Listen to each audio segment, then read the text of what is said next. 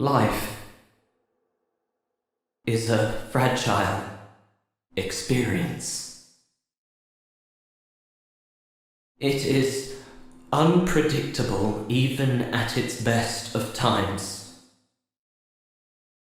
Relationships are broken, loved ones are lost, and, in some cases, families are torn apart.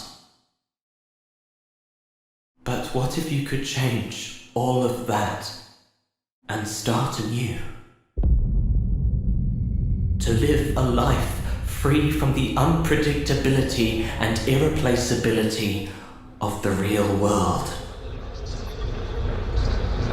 With financial support from Deep Sleep Enterprises, we have developed immersion technologies far beyond those of our competitors, providing an experience almost completely discernible from reality.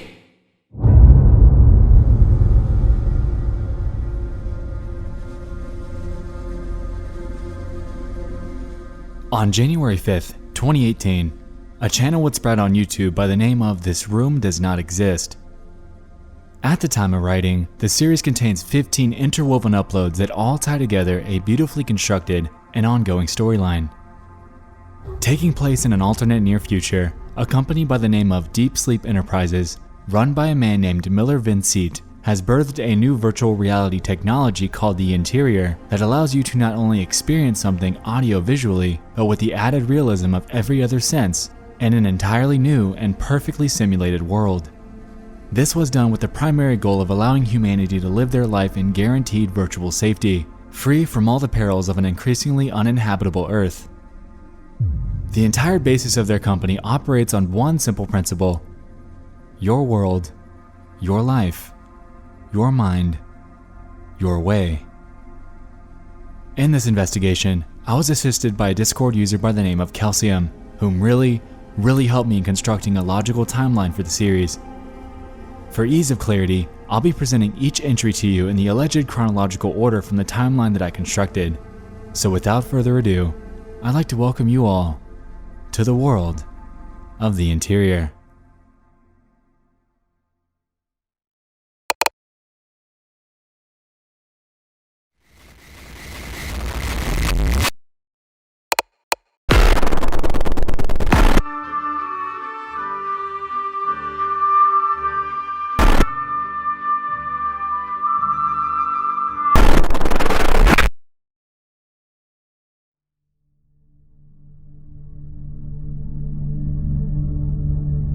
The series chronologically kicks off with the introduction of two very prominent characters by the name of Ryan and Abbigail in an upload titled Archive 1. Before we dive into the story behind this video, we have to notice one major detail at the start of this upload. This footage is archived and is being transmitted to us somehow from the Interior system itself. This is a major plot device to remember for this series, as it's the basis for how this entire story will play out. The upload sets us off with Ryan front and center filming a series with Abbigail. The episode largely serves the purpose of character development and gives us a direct lead into the lives behind them. Jumping to the end here, we can begin to notice that this broadcast from the Interior begins to glitch, and we're able to observe a very troublesome scene where Abbigail is running from someone or something. Mom, we have to go! There's no time! Run!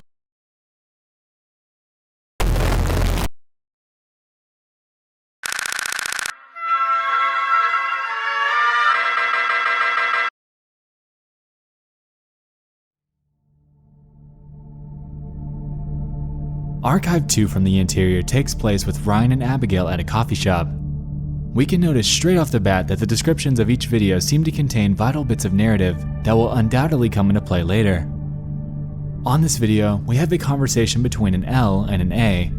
Who these people are is to be determined, but at this point in time, their conversation reads as such. Remote server managed to copy some more footage over. Slightly corrupt, but might be of some use to you. Thank you so much. I wish he was this happy now. I'm on my way. Taking place 3 months after Archive 1, it appears that the pair are on some sort of break from their film project, enjoying some relaxation at a coffee shop. While nothing out of the ordinary seems to happen outright, a very important bit of foreshadowing is given by the dialogue from Ryan.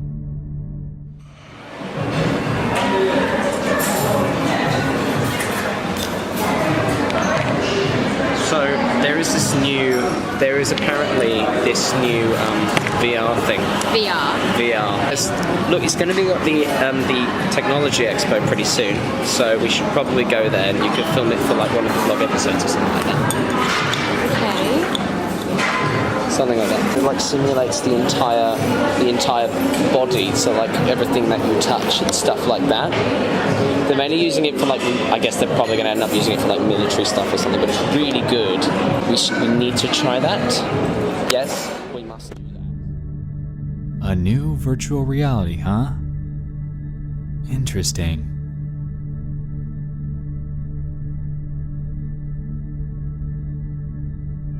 From here on out, the timeline begins to get tricky. For help along the way, we're going to continually reference the system interior time to give us a sense of progression. Straight out of the gate in this video, we can see that this begins 5 days after the interior's time was freshly reset. Here, we're met with a rattled Ryan as he gives a monologue to a certain someone that might seem familiar. We've moved. Again. My mum says it's for the best. But it's not. It's really not. Ever since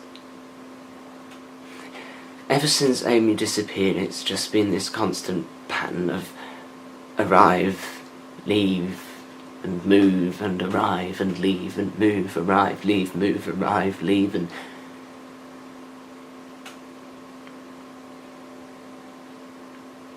I don't know how long we can keep looking.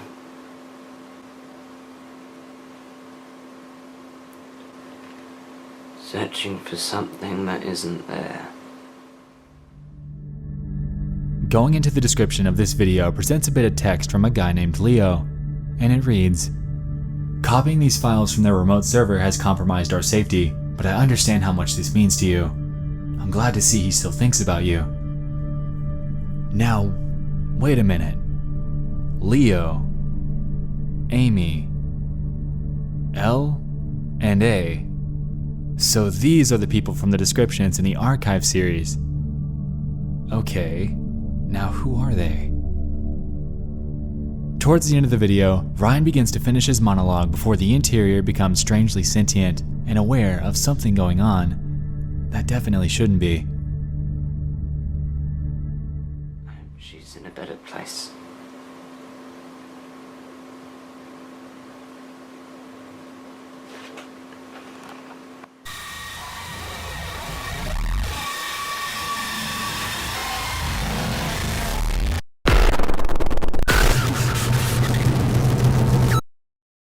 Unauthorized data transfer detected. Tracking internet protocol address.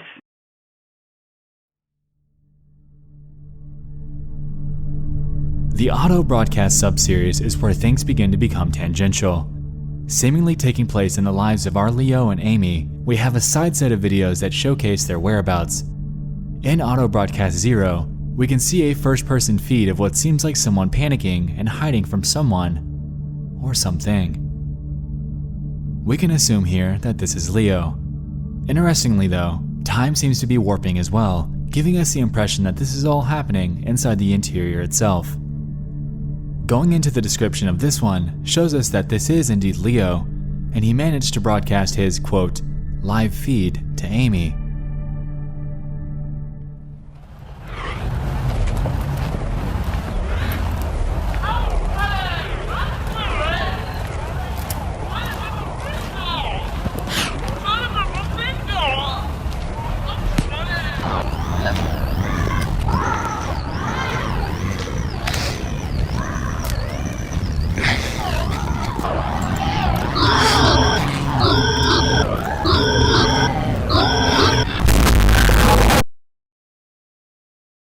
everywhere, everywhere, everywhere.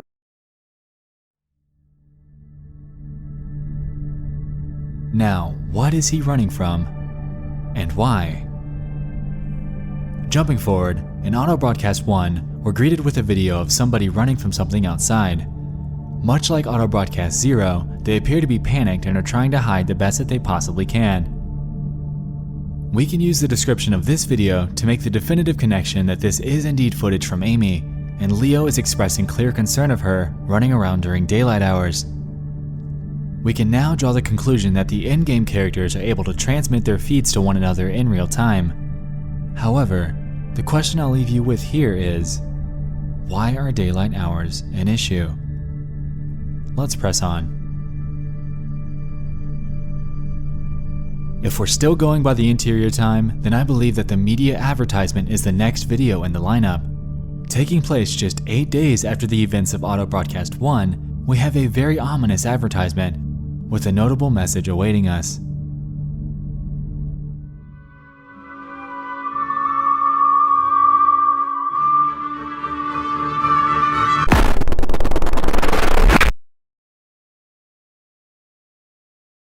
The Earth is no longer safe.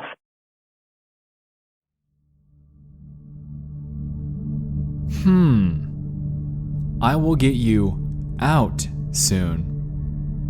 This is the video where I begin to have questions. Did Amy somehow escape the interior?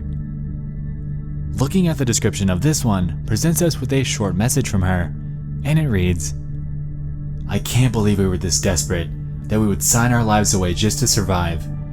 I've almost reached your location. Hang tight." Either here, Amy has escaped the interior single-handedly, or she's actively making her way to either Leo or Ryan inside of the interior in hopes of showing them how to escape with her.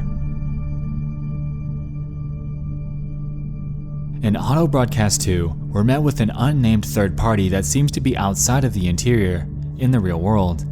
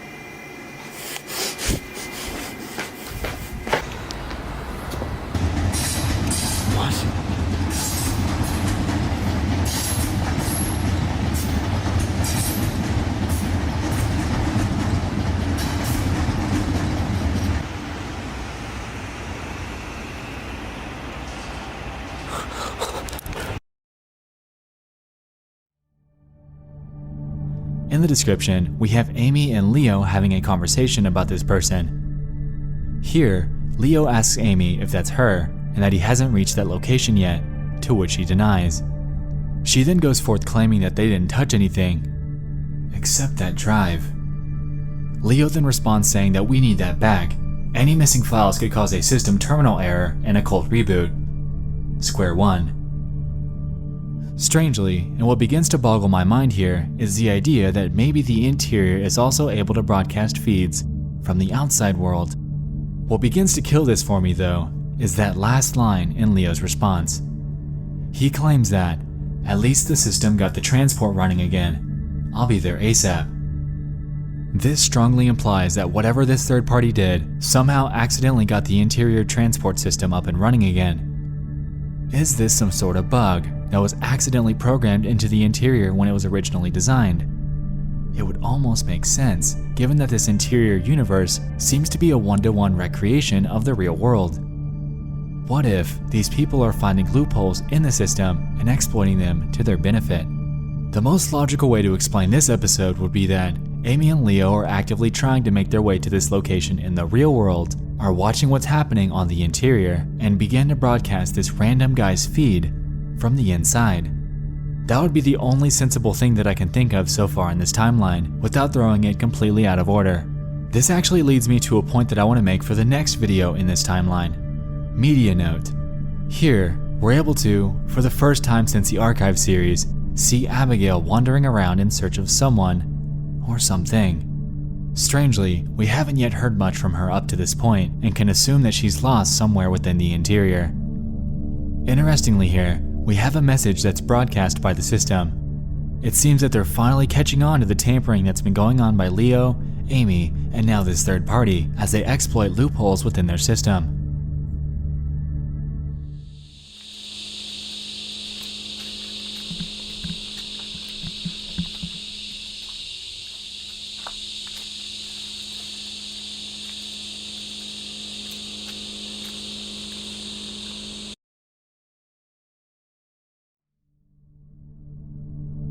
At the end here, we can see a message that says, "It's fine," and couldn't hear us anyway, which implies that one of the three that are tampering with this are explicitly doing so with some level of outside exploitation. But what? In Interior Log 2, we're immediately shown a girl running next to what seems like either a factory or the headquarters of Deep Sleep Enterprises. Either this is Abigail or Amy. It isn't definitively stated. We do have one hint in the description of this one from Leo, however.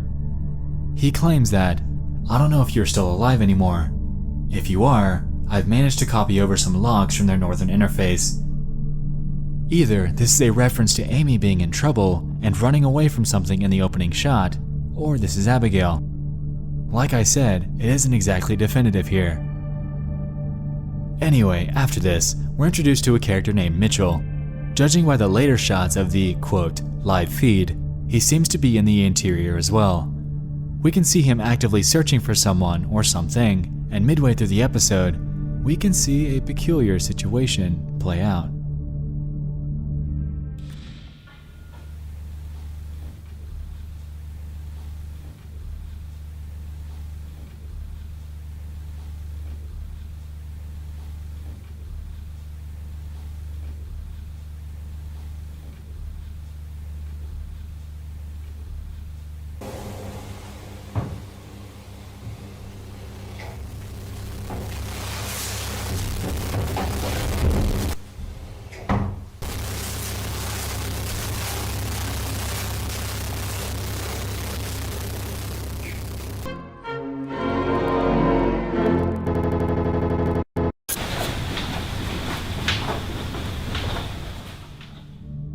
So, somehow the interior has control over the order of how certain things play out. We were just shown Mitchell exploring a hallway, entering a room, and becoming Ryan? Somehow, the system glitched, and before anything further could carry on, the interior restored itself to the moments prior to this, setting Mitchell off in the hallway once more. Afterwards, he enters the room again, but this time, he's greeted by three others. It's Mitchell. Felix, it's fine. Felix, fart, Mr. Fart. Give us a fart. Oh, Mitchell. I wasn't expecting you. Mitchell, it's like 9:30. You said you'd be here at like 10. So what? Does it matter if I'm a little bit early? Why? Because we need to talk about this. Talk about what? Ryan. Have you seen Ryan at all? Like, I mean at all. No? So it seems that he's actively looking for Ryan as well. Interesting. In Interior Log 3, we're greeted with Mitchell once more. Here, the video opens with him entering what appears to be the interior facility, in-game, after business hours. Strangely, he's able to just waltz on in there with no issue. I believe that it's at this point where he's able to rummage through the facility to successfully gain any sort of valuable insight or keys to exploiting the system in any way that he can. Concurrently, while this is happening, Ryan is being interrogated by what we can assume is the interior staff. Here, he claims that he was once friends with the CEO's son, and this, right here, could explain why he's such a prominent character that's sadistically being experimented on and studied by this company.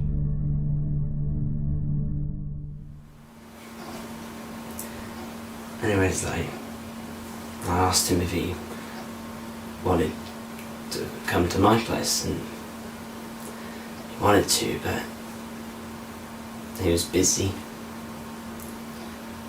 His dad's the CEO of some tech company, so his dad's all really serious about curfews and all that sort of stuff, but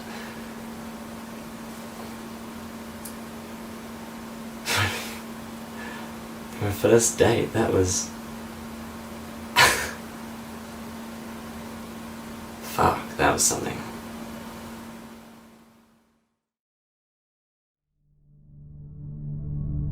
The next major video in this timeline is called System Love. In the description, we have what appears to be a few lines of code from what we can presume is the interior. It seems that they're performing a system sweep and are attempting to rid of Ryan entirely. The video opens with him giving a monologue about the interior system and what he's learned so far within himself. Here, he seems strangely calm. At the end, we're shown a cut to a direct live feed of Ryan in some sort of purgatory. It seems to me that the interior system is aware of Leo and Amy's efforts to get him out of there, and as a result, they're doing everything they can to contain him in order to rid of his file entirely.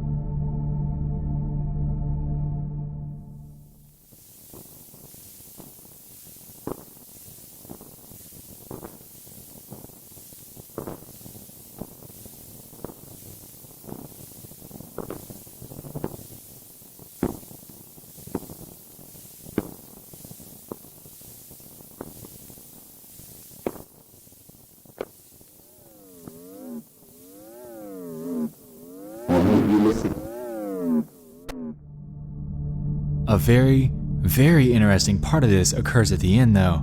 We then cut to a shot from within what appears to be the interior server satellite, and here, to me, seems to be the beginning of a total system sweep in order to start this world anew.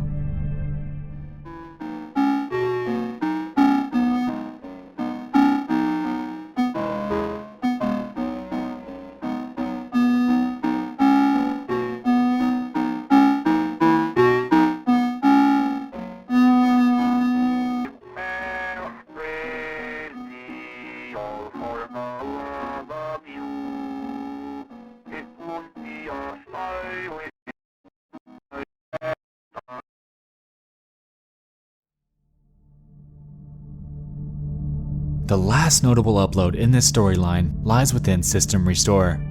As we established prior, the interior seems to be prepping for a system-wide reset, and, well, I'll just let this video speak for itself.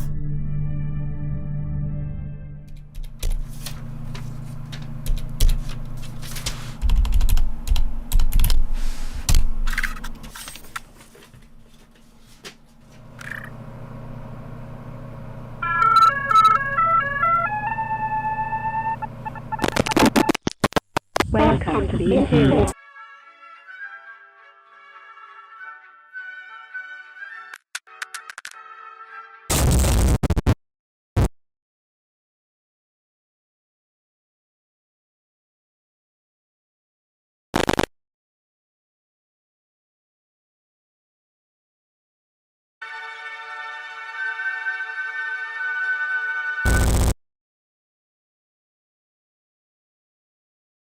Welcome to the interior.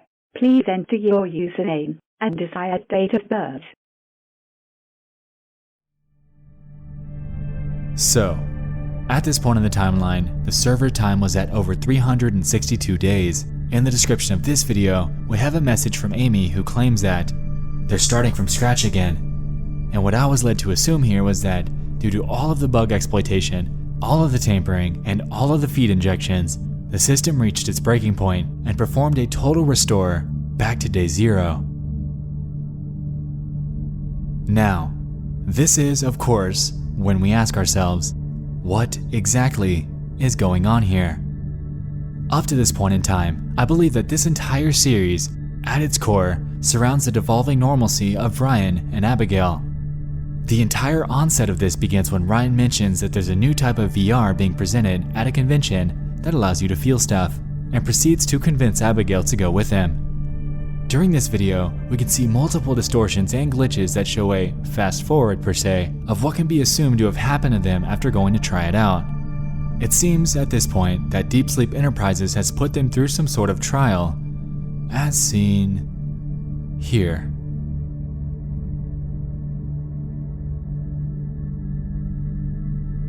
It's at this point where our characters are in too deep, being wrapped up in the web of testing out this new product that we soon come to find out is already being tested.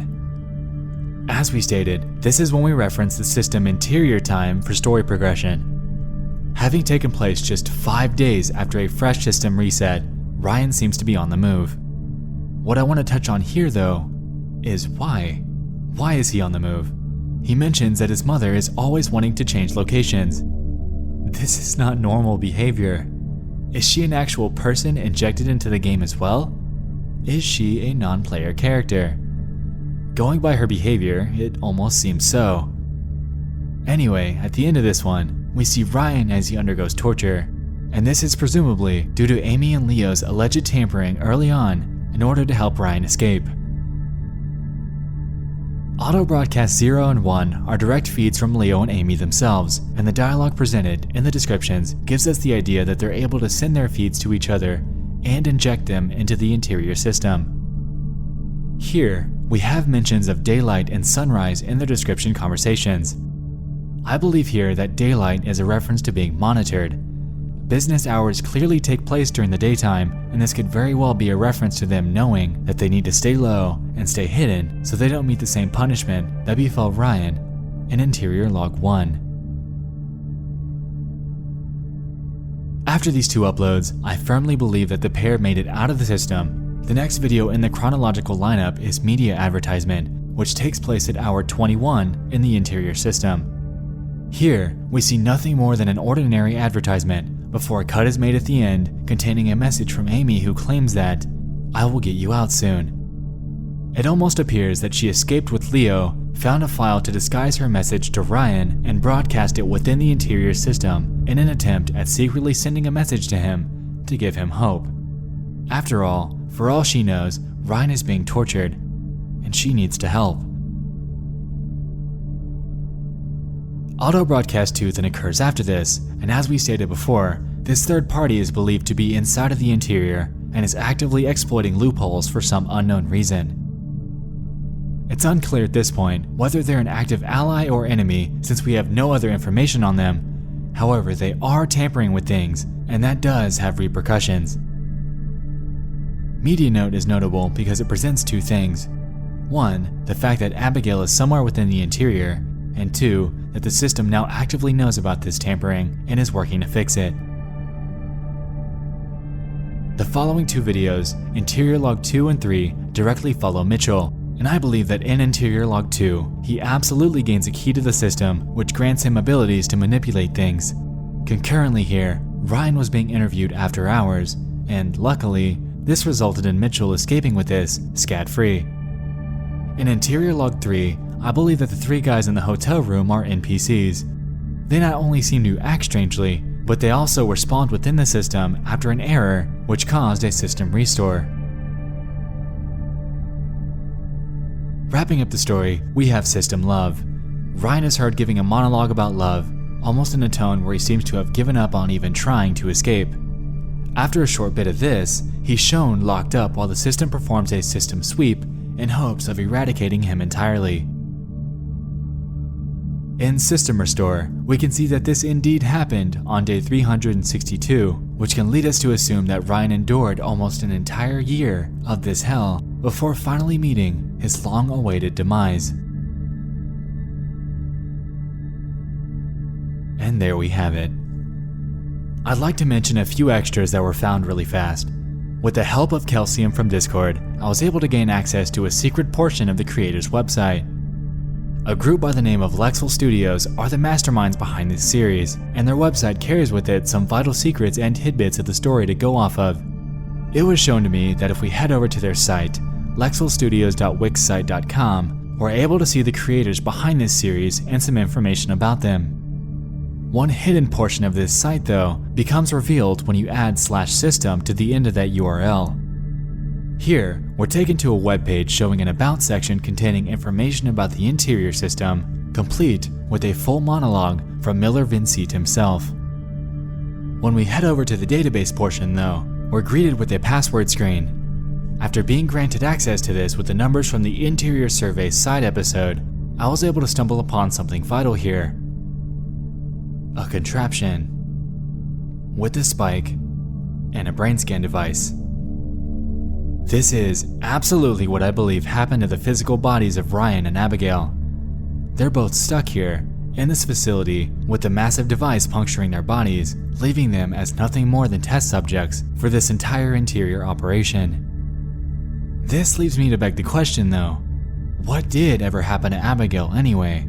The only time we really see her is as an extra in media note. Either she was injected into the system as a corrupted character altogether, or possibly we haven't even gotten to her storyline yet. After all, to me, this series seems to merely be at the end of an act. What if, after this system restoration, we begin to follow the story of the whereabouts of Abigail?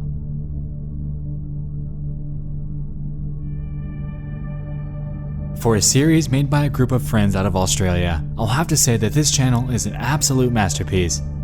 Having been in contact with the creators behind Lexel Studios, I can assure you that this behemoth is not over. Alex, Tess, Luca, Michael, and Anson have all done a phenomenal job crafting this work of art, and I absolutely and unequivocally cannot stress enough how much you should follow the works of Lexel Studios not only now, but in their future projects as well. This Room Does Not Exist is their first dip into independent web series creation, and it's proven to be dark, disturbing, chock full of secrets, and absolutely begging for interpretation. Ryan is merely a happy-go-lucky filmmaker who stumbled upon an ad for a futuristic virtual reality technology. Unbeknownst to him, he would end up dragging with him his dear friend into a virtual hell, with dwindling hopes of ever being able to escape.